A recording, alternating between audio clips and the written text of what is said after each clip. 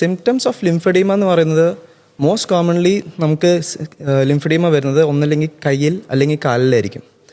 അപ്പോൾ അവിടെ വരുന്നത് ഫസ്റ്റ് ആൻഡ് ഫോർമോസ്റ്റ് ഒരു ടൈറ്റ്നെസ് ഫീൽ ചെയ്യും. പിന്നെ വരുന്നത് സ്വെല്ലിംഗ് ആണ്. അപ്പോൾ സ്വെല്ലിംഗ് എന്ന് പറയുമ്പോൾ ചിലപ്പോൾ കാലിൽ മാത്രമാവാം, അല്ലെങ്കിൽ കയ്യിലേക്ക് വരാൻ സാധ്യതയുണ്ട്. കയ്യിലാണെങ്കിലും അതേപോലെ തന്നെ ഫിംഗേഴ്സിൽ, കയ്യിൽ, ഫോർ ആംസ് അങ്ങനെ സ്പ്രെഡ് ആവും. ഇത് ഒരു പെർമനൻറ്റ് കണ്ടീഷനാണ് ആൻഡ് ഇറ്റ്സ് ലൈഫ് ലോങ്. ഈ ലൈഫ് ലോങ് ആയിട്ട് ഈ സ്വെല്ലിംഗ് വരുമ്പോൾ നമ്മുടെ ആ ബോഡിയിലത്തെ പാർട്ടിൻ്റെ അകത്ത് ഫ്ലൂയിഡ് റിട്ടൻഷനുണ്ട്. ഈ ഫ്ലൂയിഡ് റിട്ടൻഷൻ കാരണം ഫർദർ സ്റ്റേജസിലേക്ക് പോകുമ്പോൾ റിപ്പീറ്റഡ് ആയിട്ട് ഇൻഫെക്ഷൻസ് വരാം. ഈ ഇൻഫെക്ഷൻ കാരണം പേഷ്യൻറ്റിന് പലപ്പോഴും ഹോസ്പിറ്റലിൽ വരേണ്ടി വരും, IV ആൻറ്റിബയോട്ടിക്സ് എടുക്കേണ്ടി വരും. So it is a very debilitating disease.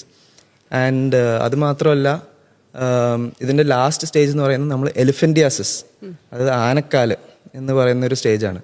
ആ ഒരു സ്റ്റേജിലേക്ക് വരുമ്പോൾ കയ്യോ കാലിൻ്റെ സ്കിൻ തന്നെ ഭയങ്കരമായിട്ട് ഹാർഡാവും. അത് ഒട്ടും മോൾഡബിൾ ആയിരിക്കില്ല. ആൾക്ക് നടക്കാൻ തന്നെ ഒത്തിരി ബുദ്ധിമുട്ടായിരിക്കും. പിന്നെ അത് കഴിഞ്ഞിട്ടുള്ള സ്റ്റേജ് എന്ന് പറയുന്നത് ലിംഫോറിയ, അങ്ങനത്തെ സ്റ്റേജസാണ്. അതായത് സ്കിൻ പൊട്ടി അതിൽ നിന്ന് വെള്ളം അല്ലെങ്കിൽ പഴുപ്പൊക്കെ പുറത്തോട്ട് വരാൻ സാധ്യതയുണ്ടാകും.